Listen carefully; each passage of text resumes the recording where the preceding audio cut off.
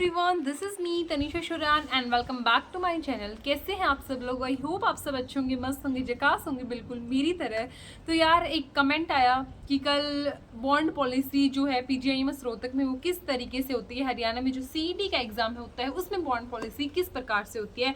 कोई भी BSc nursing लगा लो, पैरामेडिकल लगा लो या फिजियोथेरेपी के जो भी कोर्सेज हैं उन सब की बॉन्ड पॉलिसी मैं इस वीडियो में आपके साथ शेयर करूंगी।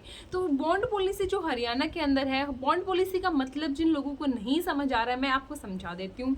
मान लो आपको कोई भी सीट है, इस सीईटी के एग्जाम के बाद कोई भी सीट किसी भी कॉलेज में अगर रिजर्व हो गई और आपने अनफॉर्चुनेटली किसी भी रीजन से, या फिर मान लो आप पार्शियली किसी भी नीट की तैयारी कर रहे हो लेट्स सपोज, या फिर किसी भी अदर एग्जाम की तैयारी कर रहे हो और आप चाहते हो मैं इस कॉलेज को छोड़ के अब मैं उस चीज़ के अंदर एडमिशन ले लूँ, तो उसके अंदर दो रूल जो है हरियाणा की गवर्नमेंट ने बना रखे हैं for BSc nursing, paramedical and BBT के लिए। तो रूल नंबर 1 उनका है कि आपको उसके बाद कोई भी 3 साल तक आप सीईटी का एग्जाम नहीं दे सकते। 3 साल तक आप हरियाणा में बीएससी नर्सिंग नहीं कर पाओगे।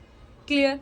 नंबर 2 पॉइंट है फीस स्ट्रक्चर। फीस स्ट्रक्चर अब कैसे है, जैसे आपने मान लो फर्स्ट ईयर में एडमिशन ले लिया, फर्स्ट ईयर आपने कंप्लीट कर ली, अब आप उस टाइम पे आपका नीट का रिजल्ट आ गया, अब आपको छोड़नी है वो सीट कि मेरा एमबीबीएस में हो रहा है और मैं इस सीट को छोड़ना चाहती हूँ, तो मैं कैसे करूँ? तो क्या होता है, वो सेकेंड ईयर की फीस जो होती है, और मैंने आपको बता रखा है बहुत ही मिनिमल फीस होती है अराउंड 24-25,000 की, तो उसका हाफ 50% फीस जो है आपको सेकेंड ईयर की पे करनी पड़ेगी। अगर आप सेकेंड ईयर के स्टूडेंट है तो आपको थर्ड ईयर की 50% फीस जो होती है वो आपको पे करनी पड़ेगी। और फीस ज़्यादा नहीं है तो आपको बिल्कुल भी पैनिक करने की बात नहीं है कि भाई मैं पार्शियल ड्रॉप लेके नहीं कर सकता, क्योंकि आप एक बात सोच के देखो, मान लो ये बोल रहे हैं कि बीएससी नर्सिंग आप 3 साल तक नहीं कर सकते हैं। भाई अगर हमारा एमबीबीएस में हो रहा है तो हम बीएससी नर्सिंग काहे को करेंगे फिर 3 साल तक? नहीं करें ना। हम किसी चीज़ को अगर छोड़ रहे हैं तो इसलिए तो छोड़ रहे हैं कि हमें उससे थोड़ा बेटर कुछ मिल रहा है, राइट? और फीस स्ट्रक्चर मैंने आपको बता दिया। सेकेंड रूल जो है वो 50% फीस जमा करनी होती है, जो कि ज़्यादा नहीं है।